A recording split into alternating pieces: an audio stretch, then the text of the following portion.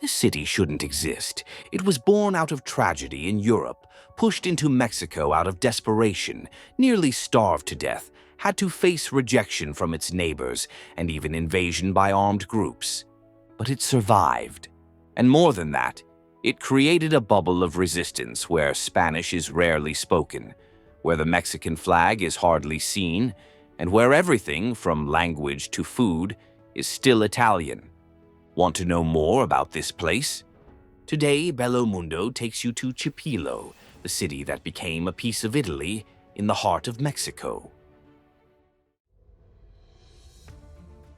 The story of Chipilo does not begin in Mexico.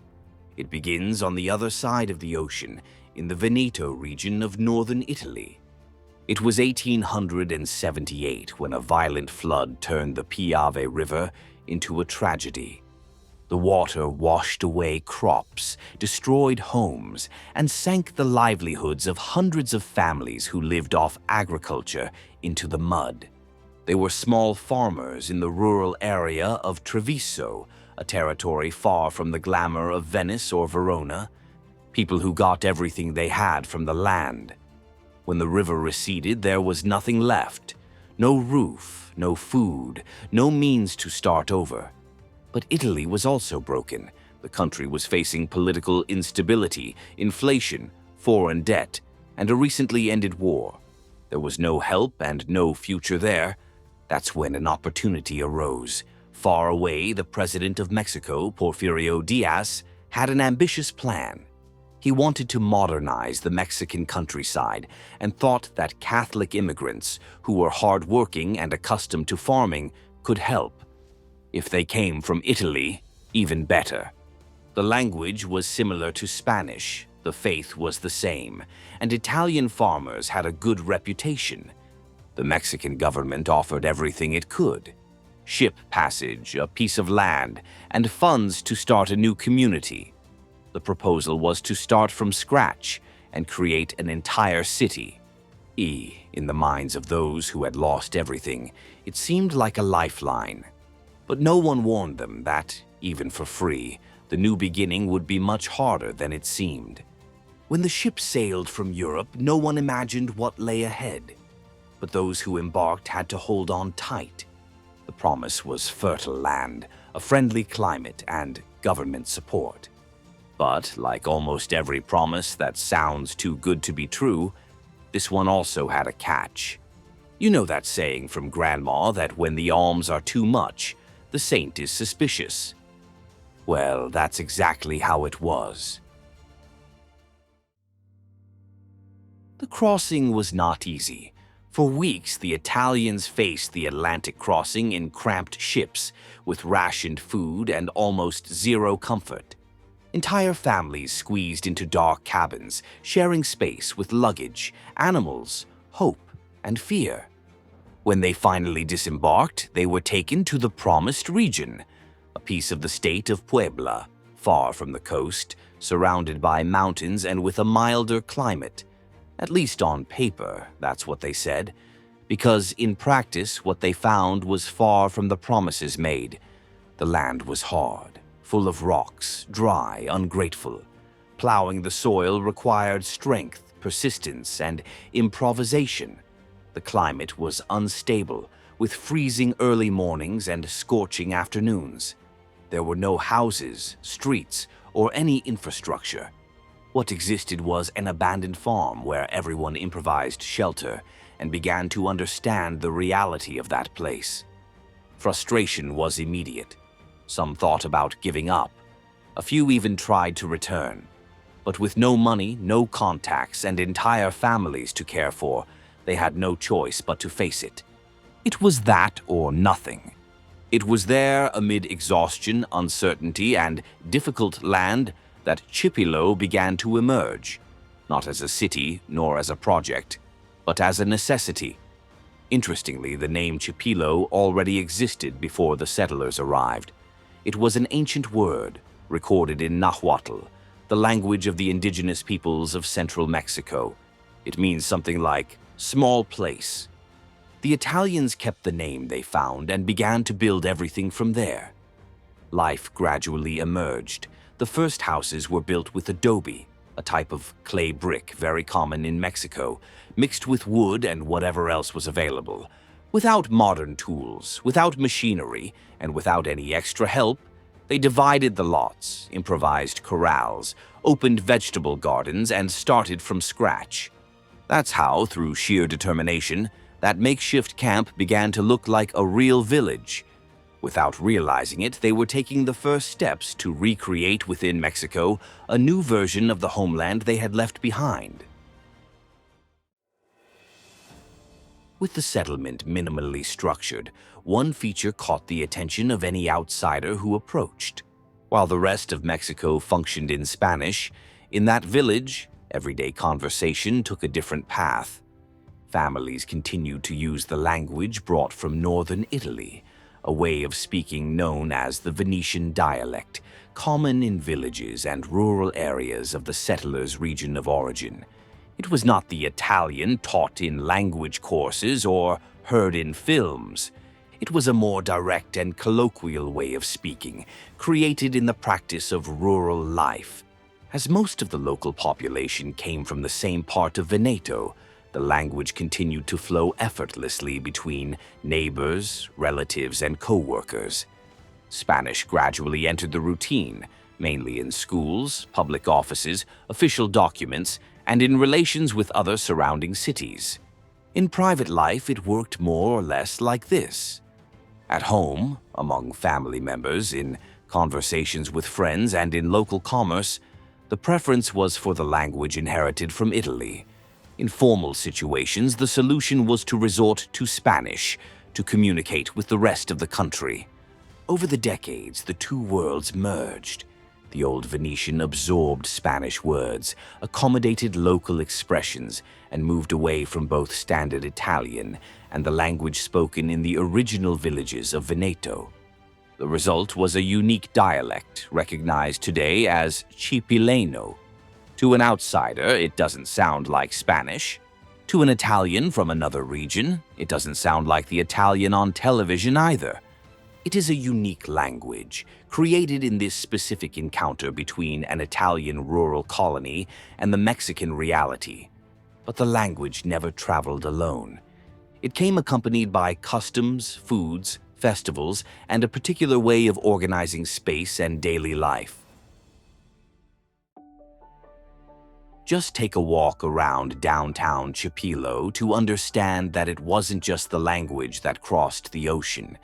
The architecture, the customs, the way of life, everything there seems to have been carefully transported from northern Italy. The main square, for example, is surrounded by buildings that clash with the traditional Mexican style. On one side is the parish church, with columns and a neoclassical facade. None of the colorful Baroque typical of Puebla. The bell tower was erected behind it, an unusual arrangement in Mexico. And inside, among the saints, Santo Antonio de Padua stands out, one of the most venerated in the Veneto region, the birthplace of the first settlers. Nearby is the Casa de Italia, a cultural center that houses documents, old photos, family histories, and serves as a meeting place for the community. There is also a small museum of migration, which shows what life was like for Italians in the beginning, in the middle of a Mexico that spoke another language and followed another rhythm. The surrounding houses maintain the same simple style, with sloping roofs and details reminiscent of the villages of Veneto. The main street looks like a little piece of Italy, a sign with the name of a trattoria, a menu with polenta, pasta, locally cured cheeses, and Italian desserts made with Mexican ingredients. The coffee? No filtered coffee here. Here, ristretto reigns supreme, strong, short, and intense. Even the cemetery carries on this heritage. Among the tombstones bearing Italian surnames, some display the fascist symbol. This is because, in the 30s, Mussolini tried to use Chipilo as a showcase for Italianism outside Europe. He sent emissaries, made propaganda, and many residents, still seeking a way to maintain their identity amid Mexican culture, ended up aligning themselves with the regime. On the streets, the movement also conveys this duality. It is common to hear residents greeting each other in the Chipilo dialect. The exchange of pleasantries, requests in stores, jokes among friends, all in the language of the home. Spanish is only used when it is necessary to speak to outsiders. And the parties. Traditions mix. On New Year's Eve, for example, children go out into the streets singing in dialect, knocking on doors and receiving sweets, a local version of the Italian Capodanno. At Three Kings Day, the spotlight is on the Befana, the folkloric old woman who, in Italian tradition, brings gifts to children. Even everyday food carries this lively mix. Artisanal cheeses made with grandma's recipe, salamis cured in the backyard, sweets that combine Mexican fruits with Italian preparation. And mind you, this isn't tourist food. It's the normal diet of those who grew up with one foot in Mexico and the other in Italy. And this way of life, half here, half there, also ended up shaping the city's economy. As we mentioned earlier at the beginning of the story, when the first Italian settlers arrived in Chipilo, the plan seemed simple. They believed that there they would continue doing what they already knew how to do, planting vines and olive trees, just as they did in the land they came from. But the Mexican soil didn't help. The land was very rocky, the climate was not favorable, and the altitude made things even more difficult. Even with effort, the crops did not thrive as expected. That's when the community decided to turn the page. Instead of insisting on something that wasn't working, they began to look for other solutions. The first bet was on what could be safely raised there.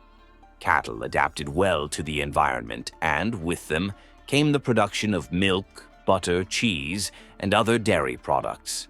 For decades, this was the economic base of Chipilo, and many families lived off it for generations. But time passed, demands changed, and the city discovered other paths. Carpentry became a highlight, first with small workshops, then with more organized family businesses, which began to manufacture rustic and resistant furniture full of personality. And it didn't take long for this production to go beyond the borders of the state of Puebla.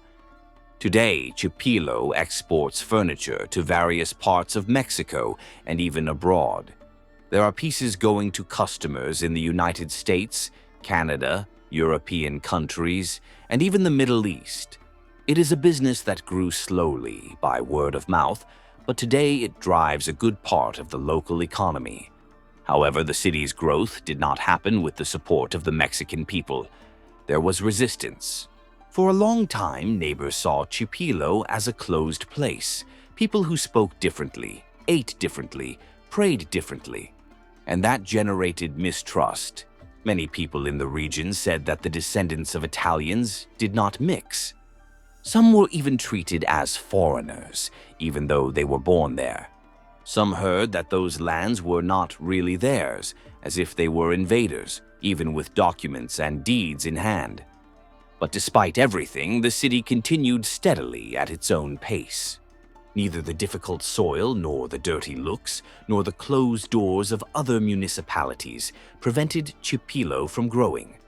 But perhaps the greatest test of the community's survival did not come from the land or the neighborhood. It came from the political instability of Mexico itself. And that's where the story catches fire, literally. At the beginning of the 20th century, all of Mexico was shaken by one of the most turbulent periods in its history, the Mexican Revolution. It was not a single conflict. It was years of tension, clashes, leaders in dispute, different interests at stake. And those who lived in the interior of the country knew that a rumor was enough to become a target.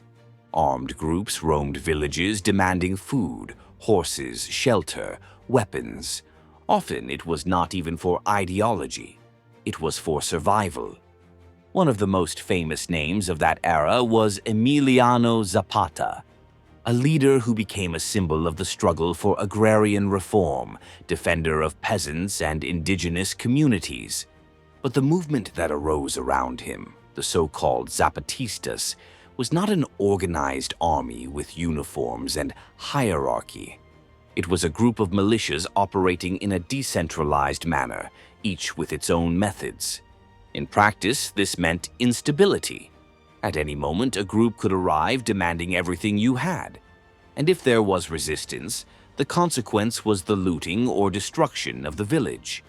Many villages in Mexico chose not to react as fear prevailed. Others reacted and paid the price. But Chipilo took a different path. In February 1912, an armed group approached the city. It was just another episode of tension in rural Mexico. But the residents of Chipilo did not back down. They organized themselves, set up barricades, took what they could to defend themselves, and resisted. And they really did resist. The town protected itself from the attack as best it could, and surprisingly, it worked. That night became part of the collective memory of the place, not as a tale of exaggerated heroism, but as a demonstration that, even without an army, even as a small town, Chipilo knew how to protect itself. And more than that, it knew how to unite. This shaped the way the residents themselves came to see the place, as a territory that does not surrender easily. And this idea of resistance, of unity, of protecting what is theirs, remains present, even long after. Today, the city is much more open and connected than before. People from other regions come to work there. Mixed marriages have become increasingly common. The city is no longer an almost exclusive stronghold of Italian descendants, and has become a place where the new also has a place. However, this change has had a side effect. The local language, that dialect inherited from families in northern Italy, is at risk. More and more children are growing up hearing Spanish at home, little by little. Words, expressions, ways of telling stories, all of this is being lost. Some families still resist. They try to keep Chipileno alive in their daily lives, but often, at home, they no longer speak as they used to. And it is not only the language that is threatened, the lifestyle itself is changing. Gentrification, the process by which traditional cities are being transformed by market interests, tourism, and modernization, has also arrived in Chipilo. For some, this represents growth, while for others it is a warning sign. And then a delicate question arises. How can such a specific culture be kept alive in a country so large, diverse, and constantly changing? No one knows the answer to that question. But if there is one thing that the history of this city has shown, it is that resistance is part of the local DNA. For over 140 years, the people of Chipilo have held on to their language, their food, and their customs. They have created a cultural bubble within Mexico without isolating themselves from the world, but without letting themselves be swallowed up by it. Today, the battle may no longer be fought with weapons. It is fought with choices, with what is taught to children, with what is valued in everyday life.